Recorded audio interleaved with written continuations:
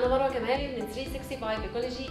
عندنا في المشاريع اللي بنستخدم فيها الاير هاندلنج يونت بنكون حريصين على بقدر الامكان على استخدام الهيت ريكفري تكنولوجي، واللي بنقدر من خلالها نعمل ريكليم للويست هيت. عندنا اكتر من كونفيجريشن زي الهيت ويل والبليت هيت اكسشينجر.